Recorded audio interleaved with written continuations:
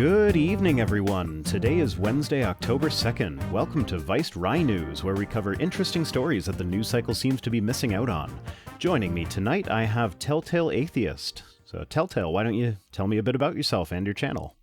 Sure. Yeah, I am TellTale. I talk a lot about cults and religious abuse in general, talk about the mind and how people get trapped into these types of things, how they find themselves in cults in the first place, and how cults control people. That's kind of what my channel is all about. So I've been doing that for a few years now. Now, when you deal with cults, is it mostly various religions, or do you touch on things that might be kind of fringe, like MLMs and stuff like that as well? That's a good question. I started out in cults, specifically religious cults, because I came from a religious cult, the Jehovah's Witnesses. And so that's been my main focus this entire time, but I decided to branch out a little bit, and I do cover MLMs and things like that some. My big qualm, though, is I try to steer clear of politics generally, because I feel like I want to draw in people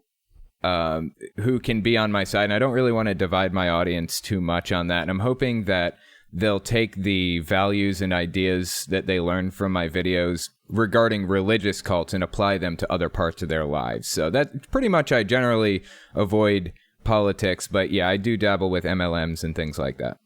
All right, that sounds amazing. Everybody go give TellTale's channel a look-see if you haven't seen it already. So speaking of cults and Jehovah's Witnesses, I hear blood transfusions might be on the table for them in the future? Yes, interestingly enough, there is this news story I came across. The title is Artificial Blood, the Japanese Solution for Transfusion. So I'll just give you a basic overview of the article as far as I understand it. There's this company in Japan that discovered a way to create artificial blood. And as it turns out, that's actually an extremely useful thing, because everybody seems to think that blood is kind of a, for lack of a better term, a renewable resource. Like, you can just hospitals never run out of this stuff, right?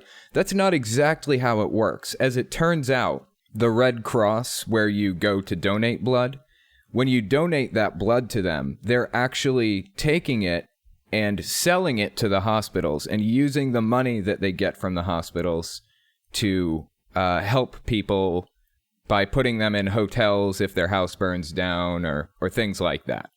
So it is a full-blown transaction at hospitals. And in places like, a lot of people don't know that. In some African countries and Japan and some underdeveloped countries, blood is an extremely scarce, valuable resource because it can actually save your life, and it's genuinely rare and very expensive in some cases. So there's and you can't just pull it out of the guy sitting next to you and put it in you and have that work. Unfortunately not. There are a lot of there's a lot to it.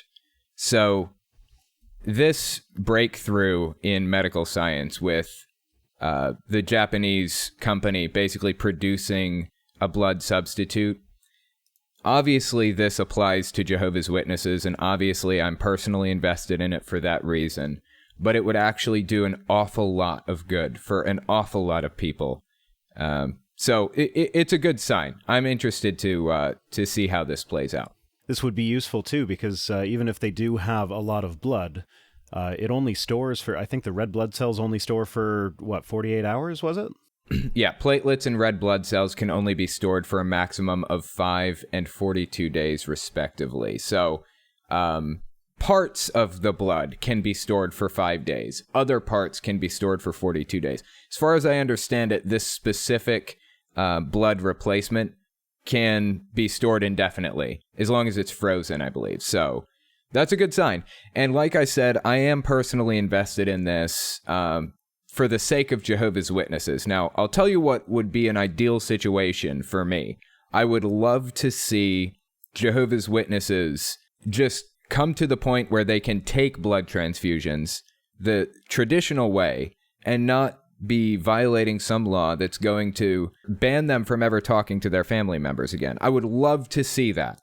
Unfortunately, that's not happening right now, so this could act as a good supplement in moving people or in saving people's lives. That's what I'm looking forward to with this. Now, something that struck me when I was reading this article is that these blood cells that they're manufacturing, they're coming from stem cells that have their origin in human skin.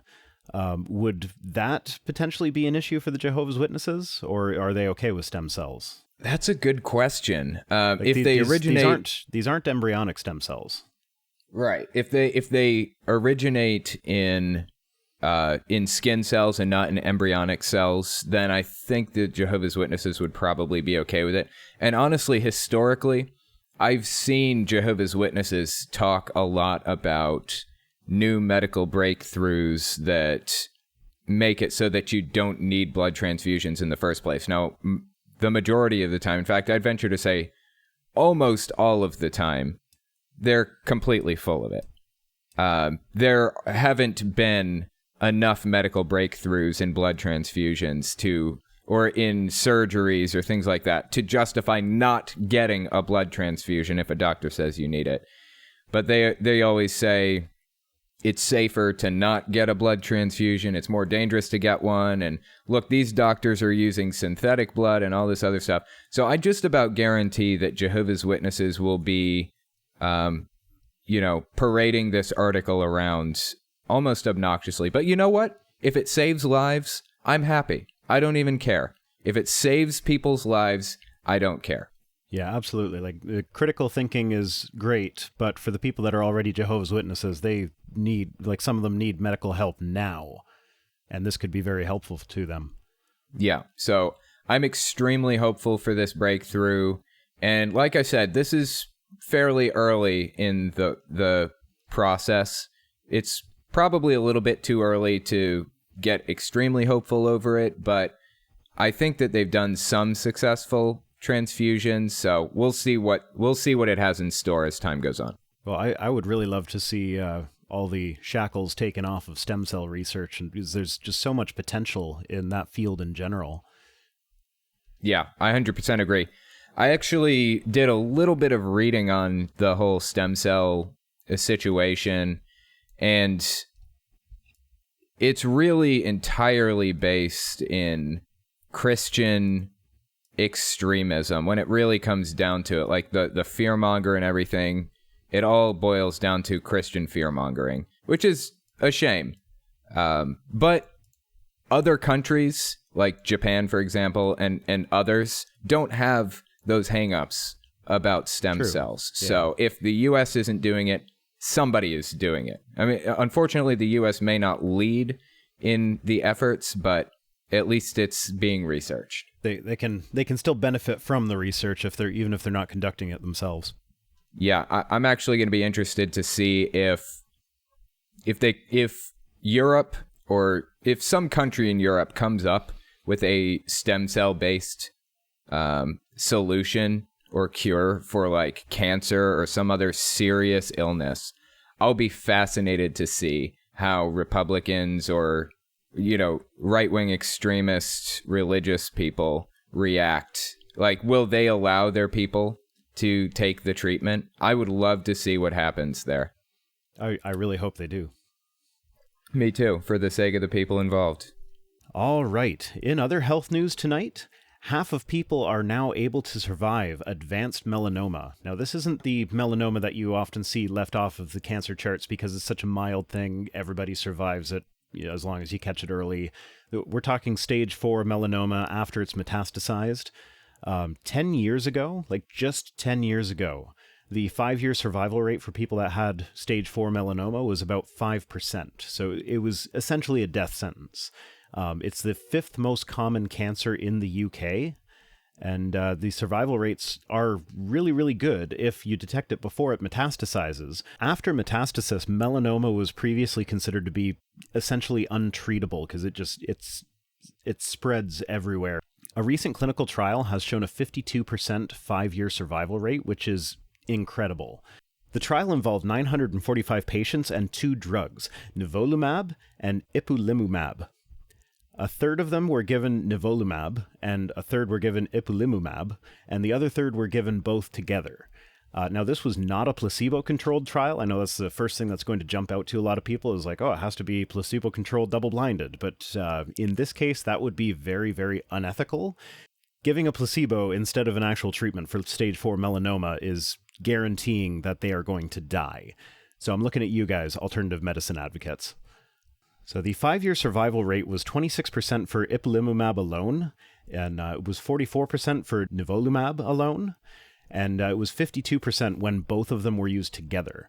Of the patients that survived, 3/4 of them no longer need any form of cancer treatment. So they're basically fully cured, as fully cured as is possible to be from cancer. Ipilimumab works by essentially switching off your body's regulation on the growth and activity of T cells, which allows your body to go into overdrive with T cell production. T cells are a type of white blood cell that attack foreign cells, and nivolumab blocks a checkpoint module called PD-1, which is produced by the tumor, and allows them to essentially hide from the T cells. So you can produce all the T cells you want, but if the cancer is hiding from them and saying, oh, it's okay, I'm a normal cell, it's not going to do any good. So both drugs together essentially have the effect of turning off the cloaking device on the Romulan cancer cells while sending the production of Federation warships into overdrive, to use Trekkie terms here. This is an amazing jump in survivability of cancer. Usually cancer survivability is a very, very slow progression, only gaining about 1% to 2% every few years. So to go from 5% to 52% over the course of 10 years is pretty awesome. When lumped together, the 5-year survival rate for all cancers in all races in the U.S. went from 49% in 1977 to 69% in 2013. So that's only 1.8% increase per year. This 1.8% increase is incredibly important. The slow, steady increase in survival is a direct result of cancer research. Like breakthroughs like this are incredibly rare. You might not see amazing breakthroughs in cancer research that like, oh, suddenly breast cancer is cured or prostate cancer is cured or any of like lung cancer. Like you're not going to see a cure-all for all cancers because it's such a tricky disease. It's almost like it individually tailors itself to your body, and as a result, it needs the treatment to be individually tailored to you. So it's almost guaranteed that there's not going to be one catch-all cure for cancer. So we just need to keep increasing the 5-year survival rate, and as long as that keeps going up, things are going to keep getting better. Now, I actually have a question about this for you here. Do you know if this increase of survivability is after metastasis, or does it have to be caught before metastasis? No, this is post-metastasis. These people have stage 4 melanoma. It has metastasized and spread to other parts of the body. That is extremely impressive. That jump, I've never seen anything like that. And actually, I know a little bit about how cancer works because I've talked to my buddy Professor Stick about it, interestingly enough. All right. He had some interesting things to say about cancer. From my understanding, now, this is just general cancer, not necessarily tied down to melanoma or skin cancer.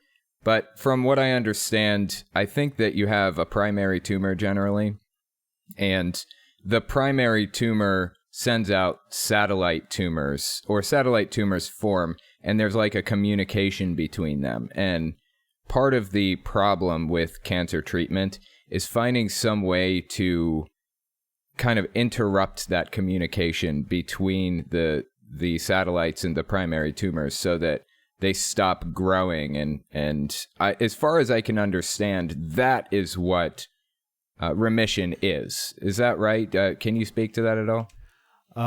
I'm sure Professor Stick had that better than I did, but my understanding of remission is that it is essentially a temporary situation. The question isn't, am I cured of cancer? The question is, how long will it be until the cancer comes back? Right.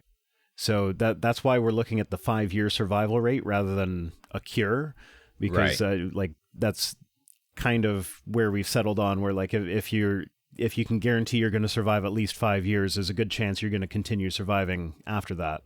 Something else I noticed in the article was it was talking about T cell production from what I understand, this cure, or one of the medicines, ipilimumab, I think the ipilimumab is what basically turns the T-cell production on, just turns off the regulation and kicks it into overdrive, right?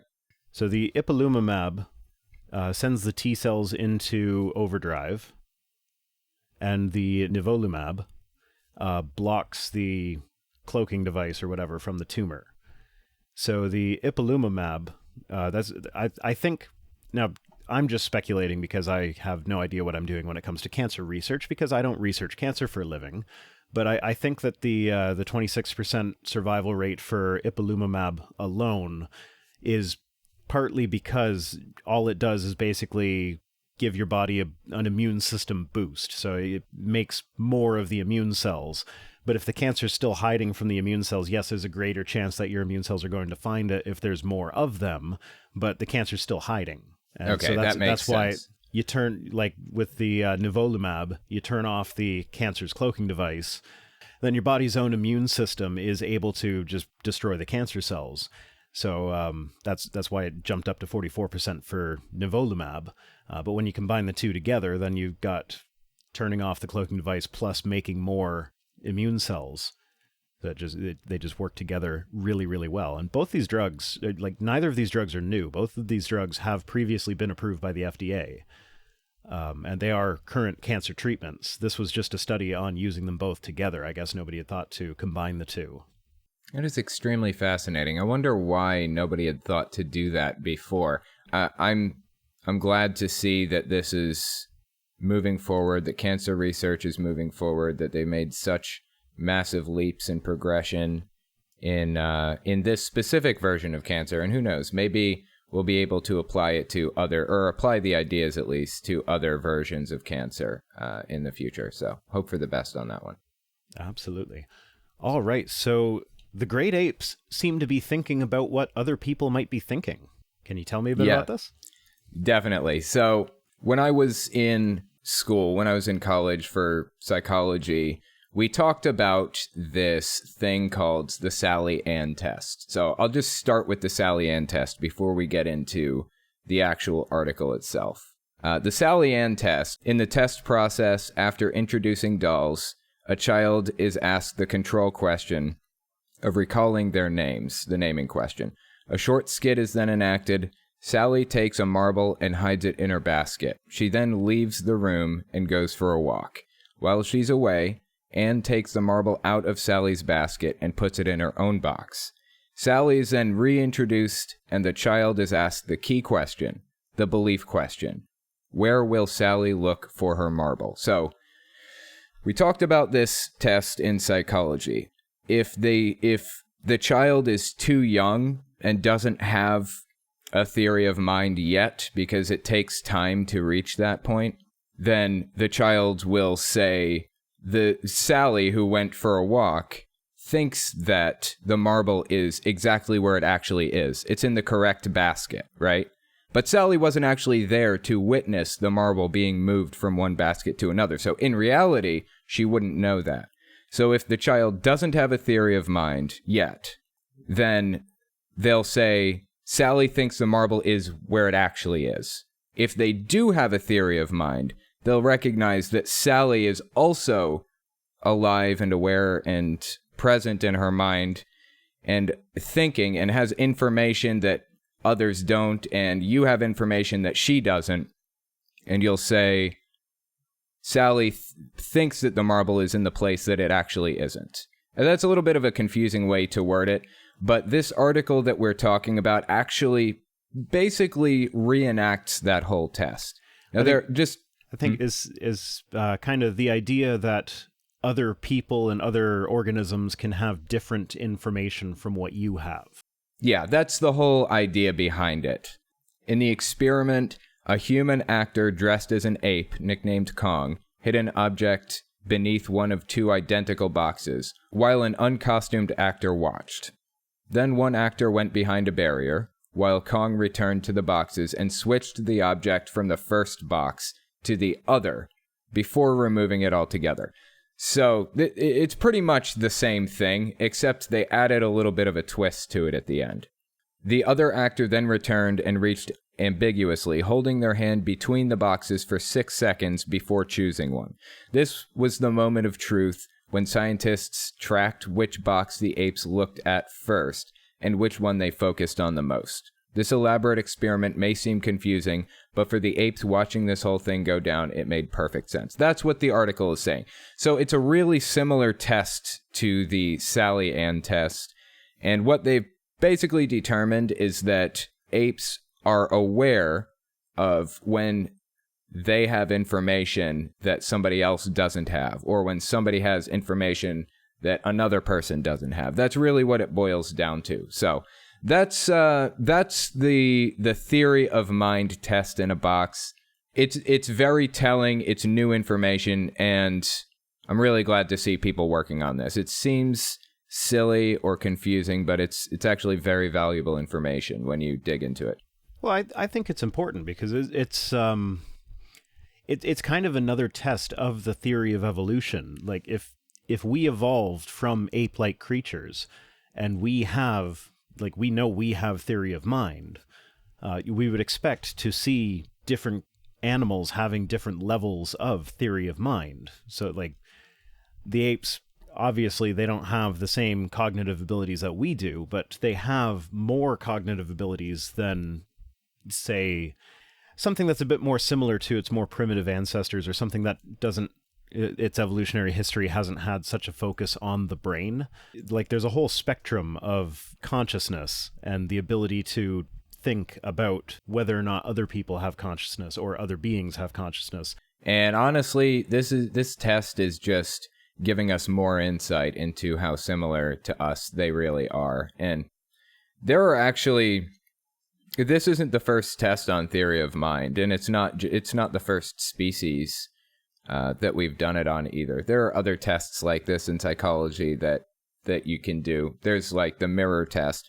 For example, if an animal looks in the mirror and looks either confused or goes into attack mode, you realize that they don't know that what they're looking at is themselves. They don't see themselves as what they actually are. That kind of plays into the whole theory of mind thing too. There are certain animals that do recognize themselves in a mirror. I don't think cats do. I think that elephants do, though. Elephants do recognize themselves in a mirror. I think elephants are very highly cognitive, from what I recall. Mm-hmm. If I was an elephant, I would remember, I'm sure, because they know yeah, right. So I am glad to see these scientists doing studies on this. We had a similar test to this. We've had it for a long time in psychology, but I feel like the eye tracking technology kind of pushed this over the edge. And of course, there are some modifications to the test since it's been cited in journals and things like that. So like I said, I'm glad to see it happening. I'm glad to see us gaining insight into species that are very similar to us. All right. So, TellTale, have you heard that the banana might be going extinct in the next 30 or 40 years? I did hear that, actually. I find this to be an extremely fascinating subject. Tell me about it. Yeah, so the Cavendish banana, or Cavendish banana, is the most common banana that you find in grocery stores. It accounts for about 99% of all banana sales worldwide. There are a lot of different banana varieties, but a lot of them don't have the characteristics that the Cavendish has that make it excellent for mass production. It doesn't, like, a lot of them don't last for shipping. A lot of them will be much more starchy, like almost plantain-like. We didn't always used to use the Cavendish banana, though. We started off with the Gros Michel variety, which I have never tasted a Gros Michel. Have you had a Gros Michel? No, I haven't, and I did not know they were still around. I heard that the banana species that we have today is completely different from the species we had 70 years ago, and interestingly enough, banana flavoring is based on that type of banana that we had from 70 years ago. That's my understanding of it. Yeah, I'm not sure if they tried to copy it precisely, but I know the Gros Michel was almost wiped out by a fungus called the TR1 fungus. The Cavendish banana was resistant to it and was similar enough to the Gros Michel that it wasn't a huge shock to the consumers when they started seeing Cavendish on the shelves instead of the Gros Michel. But there are some problems with the Cavendish banana, and the main problem is that all of the Cavendish banana plants are sterile. The bananas that we get all of them are 100% clones from earlier plants. So as a result, this is basically monoculture farming. The entire banana industry relies on this one single genetically identical crop. And there's a new fungus that started showing up in the 1990s called TR4, which is destroying the Cavendish banana crops. And it started off in Asia. Eventually it did migrate over to Australia and the Middle East. But so up until recently, it had stayed out of the Americas. It was confined to Australia, the Middle East, and Asia. Now, the problem with TR4 is that there is no fungicide that will kill it. And it can lay dormant in soil for up to 30 years, making it incredibly hard to eradicate. So it could wipe out your entire crop. You could you could use the land for something else for a few years and then plant bananas again, and that fungus is still going to be there. And it's also very hard to detect. By the time a farmer can actually see the fungus on their plant, it's too late to save the plant. That plant is going to die. It will still produce for a few more years, but eventually it's just going to die. There's nothing that can be done. And so recently, TR4 has showed up in South America, and just the fact that it has showed up essentially ensures that if we don't do anything, the Cavendish banana is going to be extinct in just a few decades. But all is not lost. Scientists in Australia are using CRISPR to insert TR4-resistant genes from wild bananas and have shown some promising results from growing plants in TR4-infected soil. There's also a molecular biologist named Lina Tripathi of Kenya who is attempting to suppress the gene in the Cavendish banana that makes it vulnerable to TR4 in the first place. She hasn't performed any field trials, though. The ones in Australia are they've already completed some as of 2017, and there's another experiment that's ongoing now that is supposed to wrap up in 2021 that is looking very promising. But the Kenya trials have not started yet. They're still working in the lab. There are also scientists in the UK that are trying to boost the Cavendish's immune system to help it fight off the fungus. The problem with all three of these solutions, though, is that no matter which one we end up using or which one ends up being the most viable, all three of them are using CRISPR to modify the banana's genes. So they'll have to fight against the general public's tendency to disapprove of genetically modified food. Now, I'm hoping this is going to be a good opportunity to help people feel safer about GMOs, since the Cavendish bananas are sterile. So that's one of the objections that I've heard occasionally, is that what if you modify something genetically and then it escapes into the wild and starts taking over the wild populations? Well, the Cavendish bananas are sterile, so they're not going to do that. And they're also using mostly genes. They're either using genes from other bananas, or they're just switching on and off genes that are already there. So that can kind of assuage some of the feelings of nervousness, I guess, about there being foreign genetic material in my food. I think I remember hearing on the Skeptic's Guide to the Universe, they covered this story as well. The guy who's doing his experiments in Australia also might have used nematode DNA. So that one might set off some red flags, but realistically, it's perfectly safe. The reason we use DNA from other organisms is not because, like we're not going to take stuff from a nematode and make a banana more like a nematode.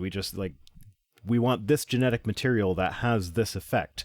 But our scientists have not advanced to the point where they're able to just write genetic code from scratch that will have a desired effect. So they have to look in nature for a snippet of code that has the desired effect, and then they can take it out of this organism and put it in another one. So that they're not taking nematode features and putting them in a banana. They're just taking a snippet of code that, had they known that code was able to do that, they probably could have written it from scratch, but it's just easier to take it out of this already existing organism and put it in the banana. But even without that, however they do this is mostly just, switching on and off genes that are already there, or using banana genes. So I think this is a good gateway GMO to getting GMOs to be more generally accepted, because it just, once you learn about how they're doing this, it just seems inherently safe, even though it is technically a GMO. Right. And Exactly. GMOs are going to be very important in our future because we are already using most of the available farmland on the planet. But our population is still growing. And the only way to feed a growing population is to increase the efficiency with which we use the land.